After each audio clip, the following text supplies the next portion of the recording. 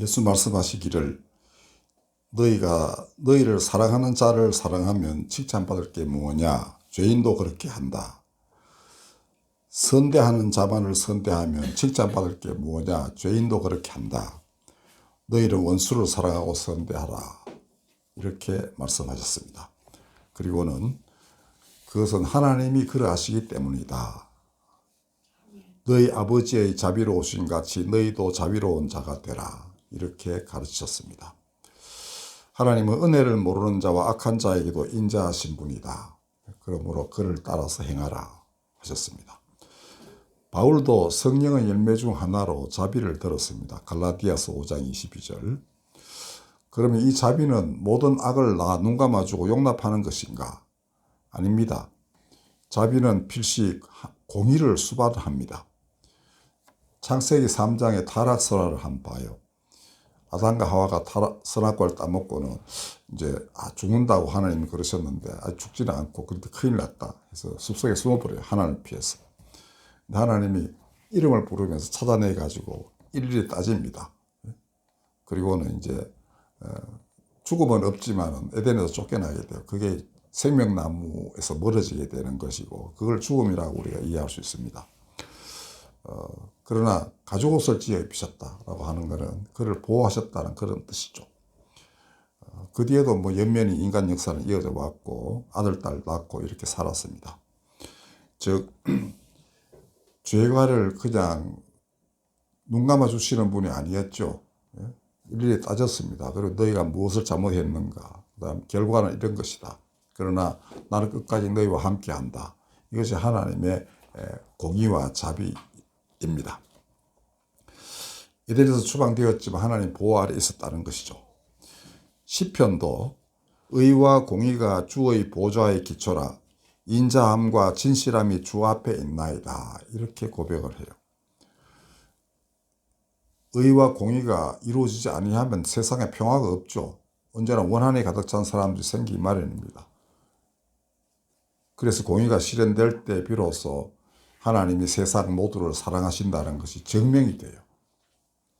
그러므로 자비는 궁극적으로 인간을 참 사람되게 하는 것이 이 자비예요. 정의는 아무리 강조를 해도 사람들이 쉽게 바뀌지 않습니다. 처벌받고 그냥 나오면 또 똑같은 짓을 해요. 그래서 사람은 고쳐 쓰는 게 아니다라는 말도 있습니다. 그게 이제 겨우겨우 세상 질서를 유지하는 것이 정의로운 법 혹은 국가의 힘 그런 것이라고 할 수 있겠습니다. 그러나 하나님은 거기에 덧붙여서 반드시 인자함과 진실함, 자비로서 사람을 대하시기 때문에 결국은 인간들이 참된 존재로 바뀌어서 하나님 앞에 서게 된다는 것을 성경은 증언하고 있습니다. 그럼 누가 그걸 확실하게 하셨는가? 예수님이 그렇게 하셨습니다. 고향 나사렛에서의 첫 설교에서 그는 이사야서를 인용하면서 자신은 포로된 자에게 자유를, 눈먼 자에게 다시 보게 함을 전파하고 눌린 자를 자유롭게 하고 하나님의 은혜의 해를 전파하러 왔다. 이렇게 하셨습니다. 눌린 자를 자유롭게 한다. 포로된 자를 자유롭게 한다. 이게 다 의로움입니다. 자비입니다. 눈먼 자를 보게 한다는 건 마찬가지죠. 의가 실현되지 아니하면 어떻게 눌린 자가 자유롭게 되겠습니까? 그냥 감옥에 놔두고 마음만 자유로워라. 이거 아니라는 것입니다. 예수님은 사람을 누르는 자나 눌린 자나 다 자유롭게 하시는 그런 분이었습니다. 제가 지난주에 말씀드린 베드로가 갇혀가지고 자기에게 음식 공급해주는 간수들을 모두 다 바꾸게 했다는 것. 그것이 그리스도의 역사입니다. 가늠한 여인의 이야기에서 예수님이 이 말씀을 그대로 실현하셨다는 것을 우리가 알 수 있습니다. 가늠한 여인을 끌고 왔어요.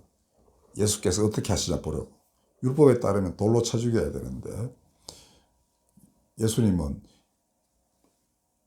죄 없는 자가 돌로 치라 그랬습니다. 그랬더니 그러고 밑에 뭘 쓰시는데 땅에다가 이게 한 놈 보고 쓰고 한 놈 보고 쓰고 아마 이러셨을 거예요. 이게 네 죄는 이거야, 네 죄는 이거야. 이런 것이 아니었을까. 안 그러고는 도망칠 리가 없죠. 뜨끔했습니다. 내가 과연 죄가 없는 자인가. 다 슬금슬금 다 도망갔다고 되어 있습니다. 양심이 찔려가지고 도망갔다 이래 되어 있어요. 예수님의 그 한마디는 사람의 마음을 찌르는 것이었습니다. 죄 없는 자가 돌로 쳐봐라. 원래는 정인이 둘이서 돌로 치게 되어 있는데 그 약간 바꾸신 거죠. 죄 없는 자가 돌로 치라. 그러니까 모든 사람이 죄에 사로잡혀 있다는 것을 잘 아셨습니다. 그리고 자비로서 그들을 대하신 거죠.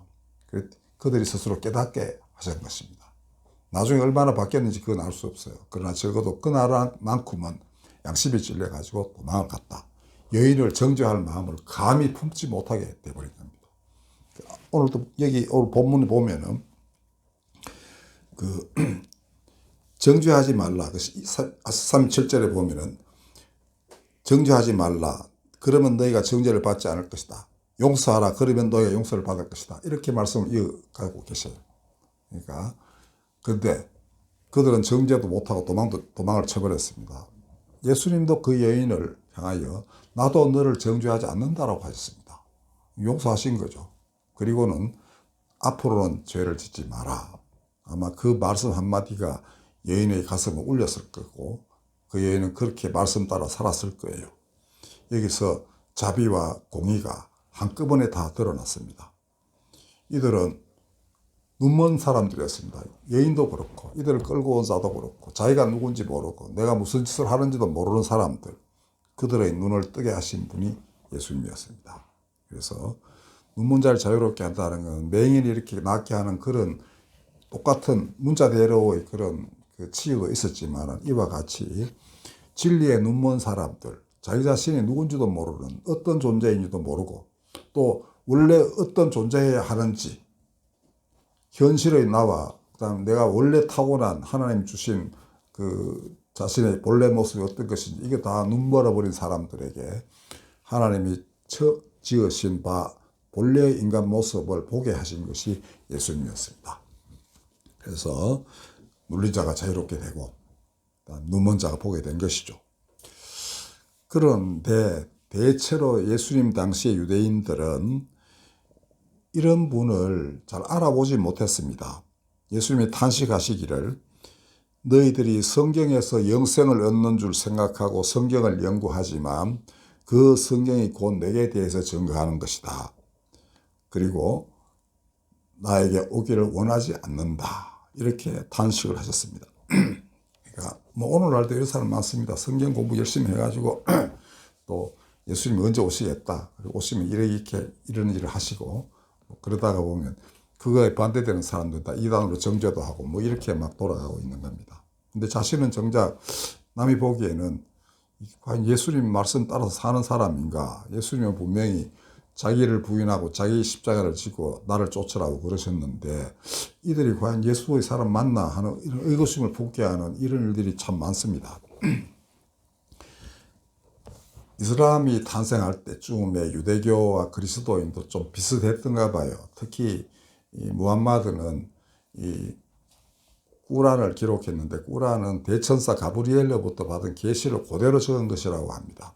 그러니까 무함마드는 원래 좀 무식한 사람이어서 아람 말을 그렇게 아름답게 구사를 하는 사람이 아니었답니다. 근데 이 꾸란은 굉장히 아름답대요. 운율도 그렇고 그거는 이제 계시를 받아서 그대로 말했기 때문이다 이런 건데요. 제자들이 그걸 막 나무에도 새기고 이파리에도 이렇게 기록하고 해서 오늘 남았다는 것인데 거기에 그 유대교인들을 향하여 그들은 토라, 율법을 하나님의 계명을 위임 받아 가지고 지키라고 이렇게 이 명을 받았는데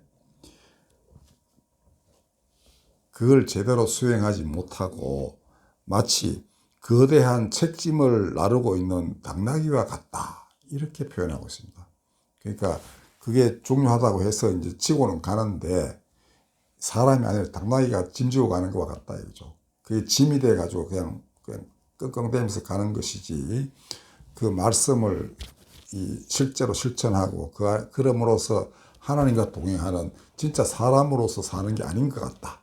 이게 대천사 가브리엘이 무함마드에게 내린 그 말씀이라고 할 수 있겠습니다. 사람이 바뀌어야 종교의 가르침이 설득력이 있지 않겠습니까? 유대교든 기독교든 이슬람이든 다 마찬가지. 오늘날 이슬람 저렇게 막 사람 막 죽이고 하는 거는 이건 전혀 그 설득이 없죠. 그와 마찬가지입니다. 모든 종교는 사람을 바꿀 수 있어야 되는 것입니다. 아까 말씀드린 사람은 고쳐 쓰는 게 아니다. 우리말 그런 게 많이 있는데 이게 그 교도관들도 그런 말 많이 해요. 교도소의 그 목적은 구분나무 곱게 한다. 제가 직접 들었습니다. 30년 된 교도관이. 어디 가나 그렇게 돼 있대요. 구분나무 곱게 하는 것.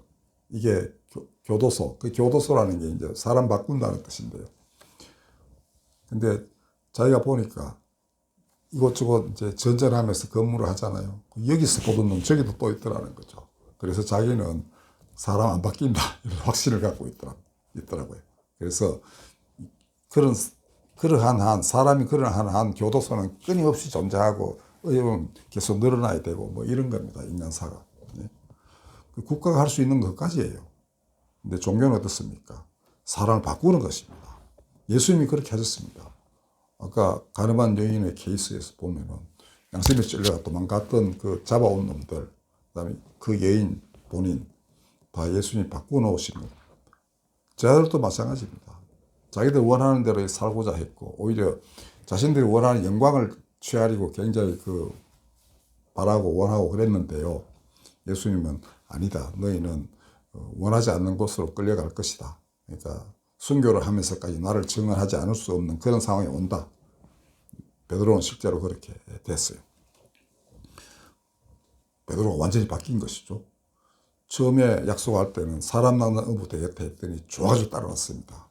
근데 그거는 막 정말 질풍노도처럼 달려가서 모든 걸 다 행하는 그런 정도의 사람이 되리라고 생각했는데 결과는 그렇지 않았죠. 온갖 고초를 겪으면서 정말 제가 당군 신화에서 말했듯이 쑥과 마늘을 먹고 쑥과 마늘과 같은 고생의 물, 고생의 떡을 먹고 언제 끝날지도 모르는 깊은 고난의 시간들을 다 통과해야 비로소 그가 하나님 나라의 증인이 됐던 것입니다. 이게 사람 불러서 일시키시는 하나님의 뜻인데 참 따라가기 힘들죠. 누가 너 죽을 것인데 나 따라오라 이러면 따라갈 사람이 참 많이 있겠습니까? 그러나 예수를 만남으로써 바뀌면 그게 가능하다는 것입니다. 저자들은 친히 예수께서 십자가를 지고 부활하셨을 때야 비로소 따를 수 있었습니다. 살아계실 때에는 잘 못했어요. 그런 의미에서 십자가는 악한 세상에 대해서 하나님의 의로운 분이 하나님의 아들이 어떻게 대응하신지를 보여준 그런 대사건이었습니다. 그런 것을 하나님이 다시 살리셨다. 그게 성경의 증언입니다. 그러므로 오늘날 기독교인들은 성경 구절을 끌어모아 가지고 그가 언제 오실 것이다 예측도 하고 이게 세대주의라고 합니다. 그 다음에 그날에는 경천동지할 심판의 날인데 악한 자는 영벌에 떨어지고 그러니까 불구덩이에 떨어지고 영원히 꺼지지 않는 불에 떨어져서 영원히 거기서 고통을 받고 선한 사람 하늘로 들려 올려져서 영광스럽게 된다. 뭐 이런 거를 기대합니다. 그렇지만은 그거는 어찌 보면은 거대한 책임을 나르고 있는 당나귀 같은 모습일 수도 있습니다. 사람 바뀌지 않고서 이것만 기대하면 어떻게 되겠습니까? 그들의 주장이 허공의 메아리밖에 되지 않는 겁니다. 세상은 이렇게 살기 힘들고 고통스럽고 그런데 그에 대한 연민은 없이 너가 다 지옥 갈 것이다. 우리로 올라간다. 뭐 이래버리면 설득력이 없죠. 그러면 그들을 부르신 예수님이 또 어떻게 되겠습니까? 사람들로부터 그리스도로서 존중을 받지 못하는 그런 일이 벌어지게 됩니다. 그러므로 오늘날 그리스도인들은 그런 걸 고대하기 전에 그가 어떤 분이시며 또 그의 가르침이 어떤 것인지를 알고 따르도록 굉장히 노력을 해야 되는 것입니다. 근데 그게 그렇게 짐이 무겁거나 멍에가 아주 강한 게 아니었죠. 이웃에게 손 내미는 그거였습니다. 마태복음 25장의 양과 염소의 비유를 보면은. 예. 이렇게 그를 알고자 하는 사람들은 마침내 어떤 데 도달하느냐 하면은 오늘날이 이제 마지막 때이고 그가 다시 오신다는 이런 주장이 널리 퍼져 있습니다. 근데 성경이 증언하는 재림은 경천동지할 대사건이에요. 우주적인 사건입니다. 근데 너무나 상징적으로 표현되어 있기 때문에 그게 무엇인지 잘 모르죠. 아마 예수님을 알려고 노력하고 그의 뜻을 따르려고 끊임없이 기도하고 간구하는 사람마저도 그 대우주적 사건에 대해서 전말이나 모습을 정확히 알 수는 없을 것입니다. 그렇지만은 그분이 나에게 무엇을 원하는지는 알게 됩니다. 그러므로 그는 자기 자신의 태어난 의미를 깨닫고 자기 몫을 다 한 뒤에 이제 하늘나라로 가게 되는 것입니다. 좋은 예가 아브라함입니다. 아브라함은 하나님이 택하셔서 너는 고향 지척 아비 집을 떠나가지고 내가 지시하는 곳으로 가라 이렇게 했습니다. 아브라함이 믿음의 조상이에요. 그의 길이 믿음을 잘 증언하고 있다 하는 그런 뜻이죠. 그리고 그게 어찌 보면 역사적으로 증명할 수 있고 거의 어떻게 보면 확인할 수 있는 그러한 하나님의 구속사의 시발점이라고 할 수 있습니다. 그런데 그가 사는 세상은 정말 엉망진창이었는데 그 대표적인 도시가 소돔과 고모라였습니다. 온갖 난잡한 일들이 벌어졌는데 사람들은 모르고 하나님을 알지 못한 채로 그냥 그렇게 살고 있어요. 그 안에 롯이 들어가 살았는데 롯은 괴롭기 그지없었죠. 그런데 하나님이 천사들을 통하여 아브라함에게 다가와서 그 소돔의 멸망을 예고를 하십니다. 근데 그 표현이 이렇게 되어 있어요.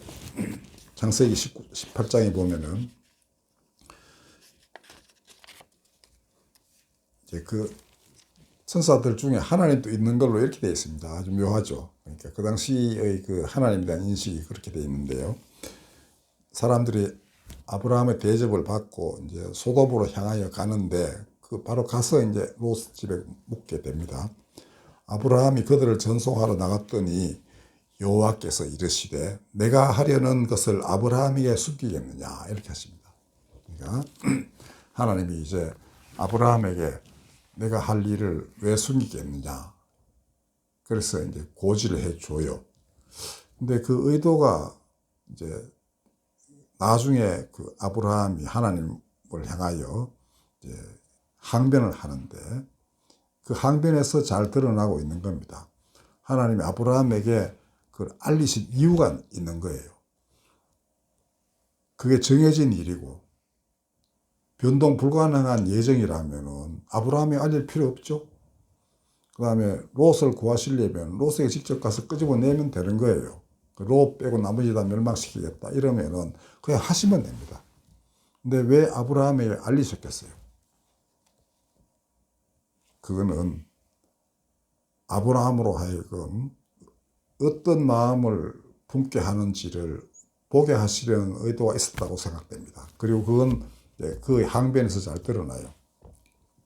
요컨대 의인과 그 안에도 의인이 있을 터인데 의인과 악인을 함께 멸하는 것이 정당합니까? 이렇게 항변을 해요. 50명이 의인이 있으면 어떻게 하겠습니까? 했더니 하나님이 네 말이 옳다. 50명 있으면 멸하지 않으마. 근데 아브라함 생각하기에 50명도 없을 것 같죠. 그래서 자꾸 내려갑니다. 그래서 10명까지 내려가요. 10명이 있어도 괜찮겠습니까? 10명이 있어도 내가 멸하지 않겠다. 이게 하나님이 아브라함에게 고지하신 이유예요. 이런 세상이 구원되는 어떤 토대를 여기서 분명하게 아브라함에게 알려주신 것이죠. 도저히 저건 용납될 수 없는 악의 도시다. 용납될 수 없다는 것은 그들 안에서 악이 행하기 때문에 서로가 서로를 파괴시키는 그런 사람 살이입니다. 근데 그냥 놔둬도 자멸해요. 근데 그게 구원되려면 그 안에 진실함을 알고 하나님의 뜻을 이해하고 실천하는 사람들이 있으면 살아날 수 있다라는 겁니다. 이들로 인하여 변화가 될 수 있기 때문에 그럴 거예요. 근데 아브라함은 바로 여기서 놀라운 하나님의 뜻을 이렇게 계시를 받은 겁니다. 의인 10명이 있으면 그 도성을 멸하지 않겠다. 하나님이 인간에게 뭘 알리실 때에는 이유가 다 있는 겁니다.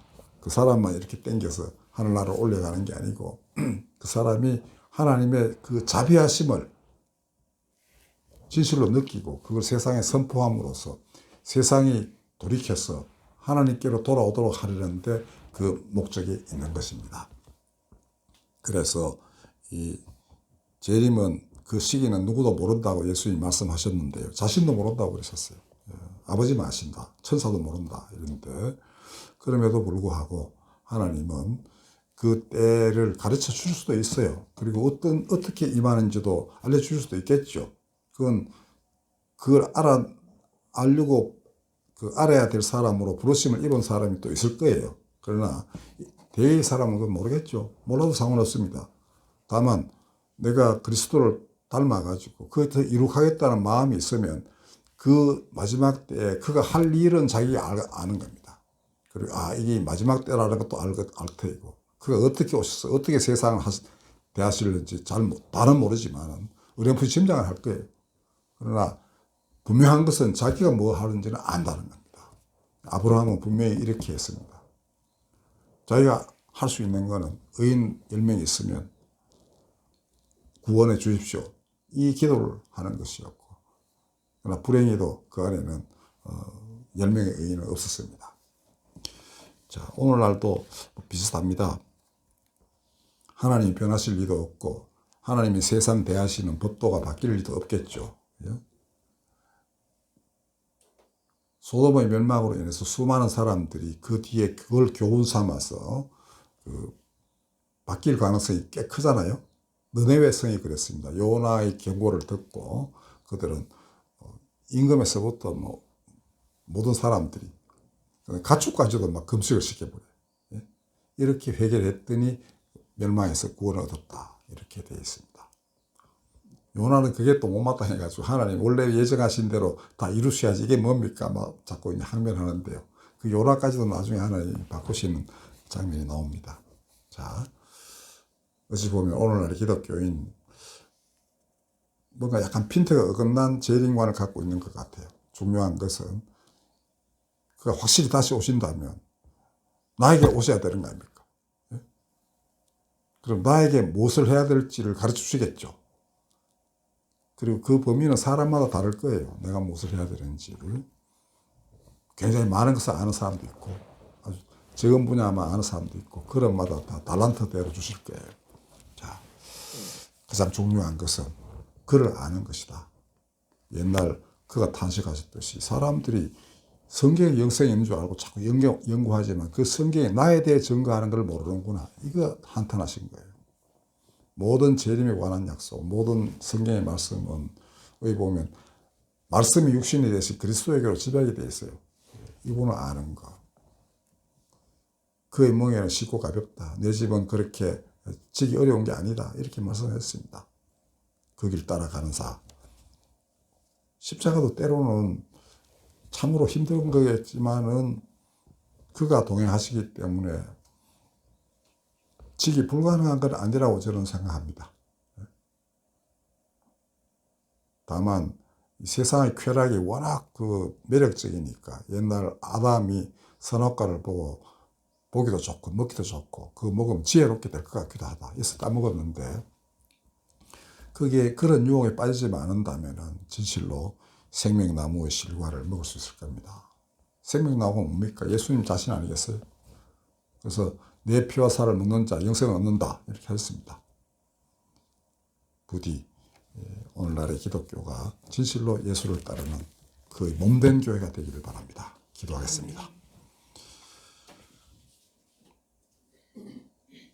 그리스도의 길을 따라서 진리의 길을 세상에 밝히는 수많은 그리스도인들이 나타나게 하여 주시옵소서. 혹은 다른 종교 안에도 예수를 사모하며 그의 가르침을 마음으로 받아들이고 있는 많은 사람들이 있으리라 믿나이다.